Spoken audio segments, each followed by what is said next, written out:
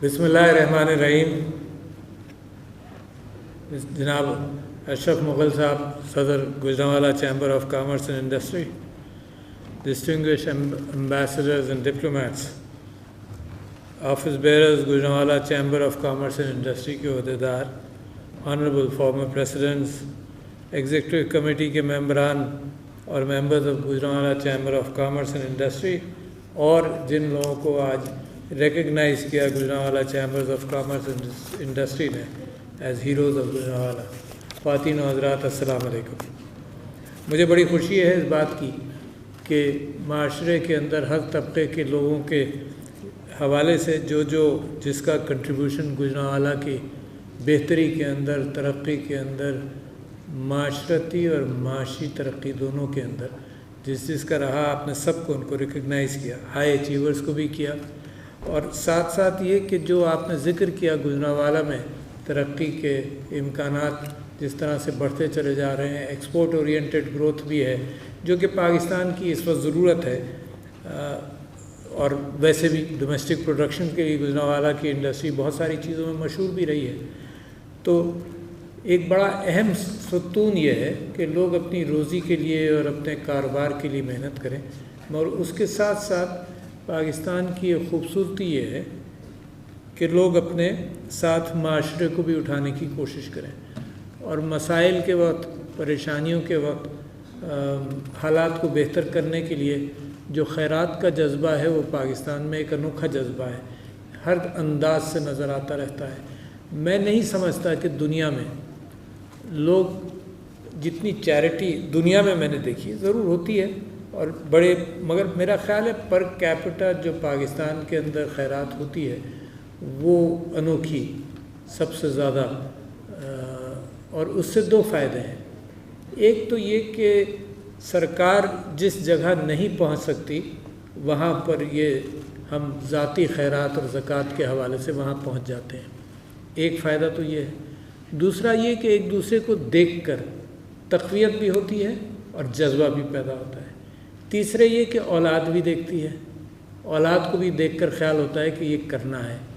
और चौथे ये कि आदमी, जब मेरे वालिद साहब ये कहा करते थे कि ये मैं अपने साथ ले जाऊंगा, जो कुछ यहाँ है वो तो यहाँ खर्च होता रहेगा, और जब वो 6 फीट की या 7 फीट की जगह के अंदर हम जाएंगे तो साथ ले जाने वाला तो कफन भी नहीं होगा, वो भी बाहर होगा बदन के। मगर ये जो खैरात है और ज़कात है और लोगों की मदद है, लोगों के साथ नेकियां हैं, ये हकीकत में इंसान अपने साथ ले जाएगा। तो मुझे इस बात की खुशी है कि माशाअल्लाह आपने जितने लोग यहाँ पर आए, जितने खैरात के हवाले से अस्पतालों के चलाने के मामले में हर तबके के अंदर, थैलेसीमिया को भी आपने देखा, आँखों को भी देखा, कैंसर को भी देखा, ज़रूरत है, लिहाजा ये बर्डन अवाम भी उठा रहे हैं। सरकार टैक्स करती है, सरकार के साथ, पाकिस्तान की रियासत के साथ, सरकार के साथ नहीं तो पाकिस्तान की रियासत के साथ ये बहुत हुआ कि आपकी और गरीब की हक हलाल की कमाई के अंदर जो टैक्स लिया जाता रहा उसके अंदर बददियानती भी हुई। और वो जैसे आपके कारोबार के अंदर अगर चोरी हो तो वो आपका प्रॉफिट सबसे पहले असर होता है। ये नहीं होता कि चोरी आदमी 1% की करता है तो उसमें 5-10% प्रॉफिट होगा और 90% कॉस्ट होगी। जो चोरी होती है वो आपका क्रीम निकलता है, और जैसे क्रीम निकलती रहे तो वैसे वैसे आपकी इंडस्ट्री कमज़ोर होगी, आपकी अपनी फैक्ट्री कमज़ोर होगी, अपना कारोबार कमज़ोर होगा, और उसी तरह से मुल्क भी कमज़ोर होगा।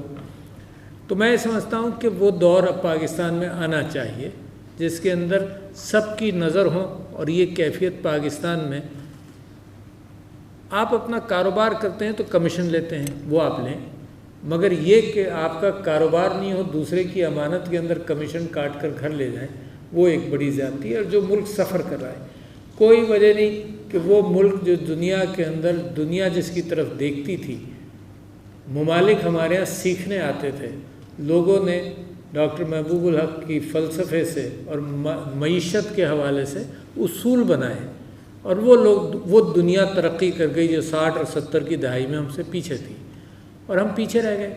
इस बात का भी इम्कान है کہ ہم یہ کہیں کہ بھئی ہمارا اتنا قصور نہیں ہے، دوسروں کا قصور ہے، مگر آگ سے بچنا بھی تو ہمارا فرض بنتا ہے نا. ہماری منطق جو ہے وہ اس وقت بھی کام کرنا چاہیے کہ جب اس بات کا امکان ہو کہ آگ لگنے والی ہے.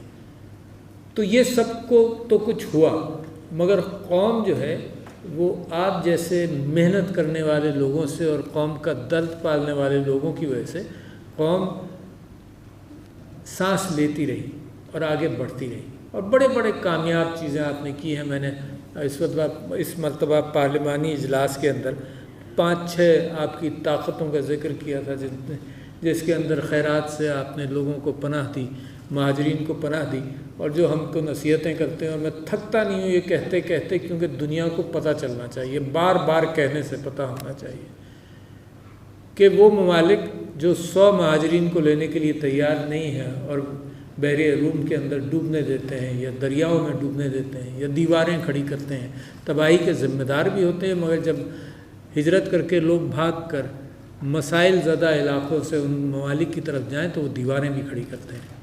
وہ ہمیں نصیحت کرتے ہیں، آپ جیسے لوگوں کو جنہوں نے لاکھوں مہاجرین کو پناہ بھی دی. اسی طرح سے میں سمجھتا ہوں کہ آپ نے ترقی کے اندر بہت بڑے بڑے کام کر لیے. اس وقت آپ بہت سارے لوگ ماسک پہنے ہوئے ہیں، یہ بھی ایک کیفیت ہے کہ آپ نے ایک چیز کا مقابلہ کیا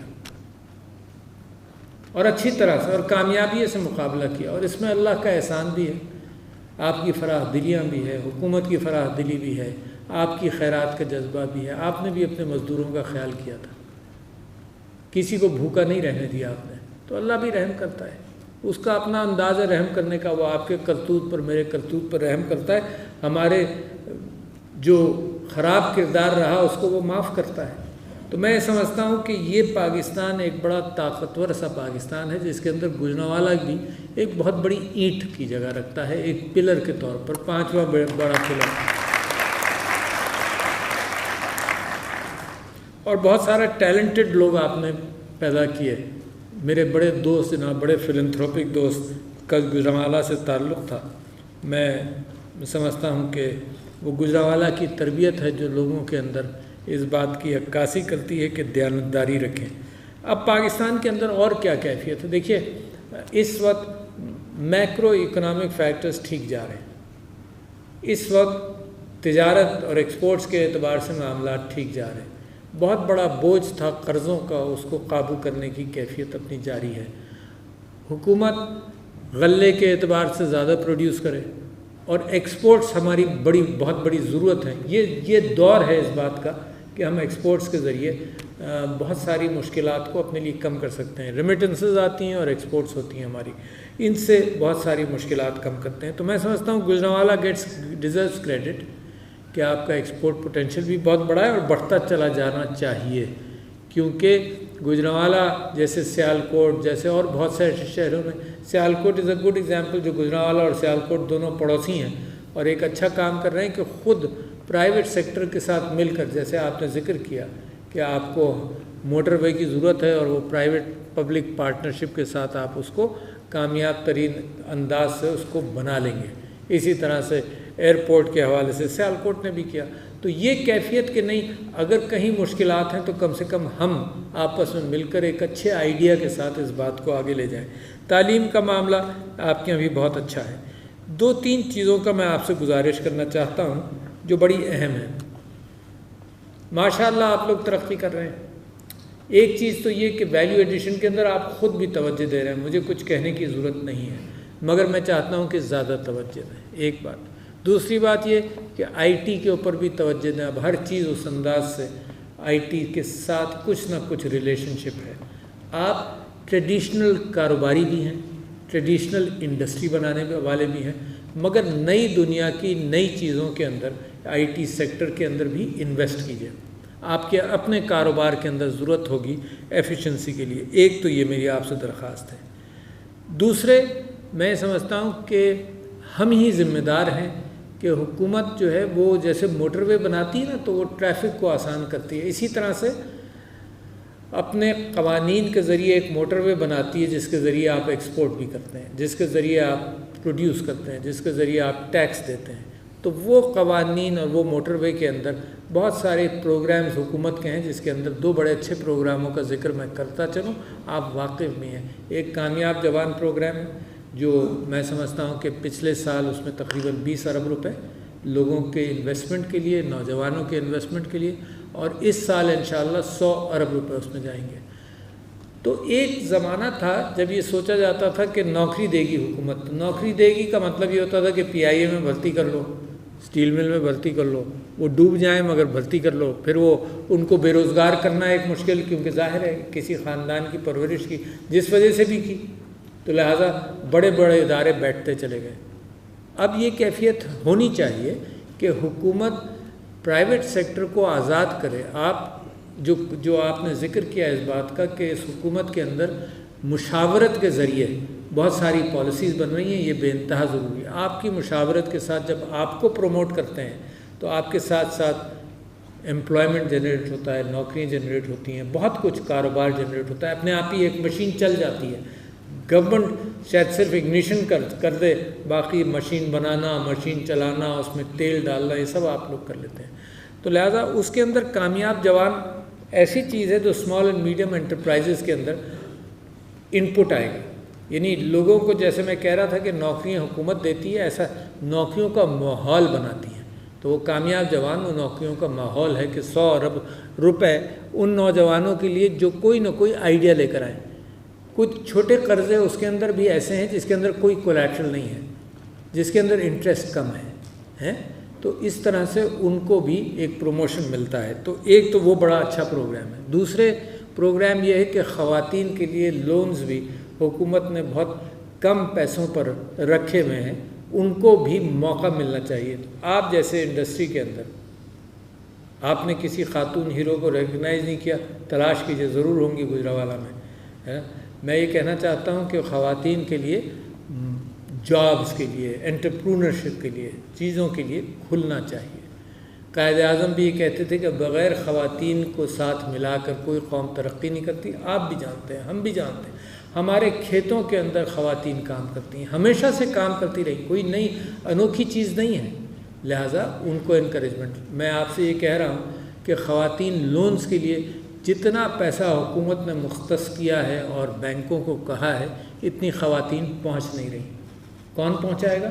آپ جیسے لوگ، آپ جیسے لوگ جو جانتے ہیں کہ فیزیبلٹی کیسے بنے گی، چھوٹا کاروبار کیسے ہوگا، تو ان کو بھی پروموٹ کریں۔ لوگ، پیسہ موجود ہے، کامیاب جوان میں بھی پیسہ موجود ہے، خواتین کے لیے بھی پیسہ موجود ہے، مگر راستہ دکھانا، انگلی پکڑ کر لے جانا تو وہی کرتا ہے نا خاندان کے اندر جو پڑھ لکھ جاتا ہے، وہی راستہ دکھاتا ہے دوسرے بچوں کو، آنے والے راستوں کو۔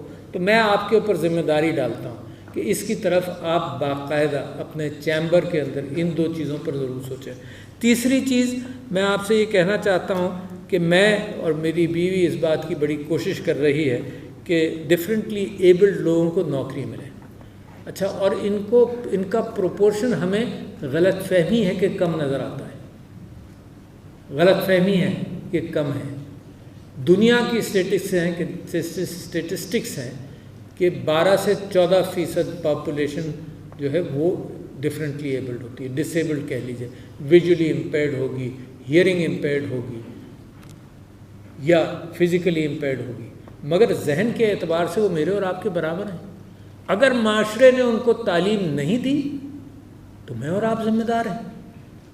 اچھا، گھروں میں لوگ شرما جاتے ہیں، چھپا جاتے ہیں، رہنے دیتے ہیں، وہ بیچارے نکل نہیں پاتے، تو لہٰذا اتنی بڑی تعداد میں جب لوگ ہیں ڈس ایبلڈ ہیں تو ان کی اسکل ڈیولپمنٹ اور اپنے یہاں امپلائمنٹ، اور حکومت نے تو قانون بھی پاس کیا بٹوین 2 to 5% امپلائمنٹ آپ ضرور دیں، تو کوشش کر کے دینا پڑے گا۔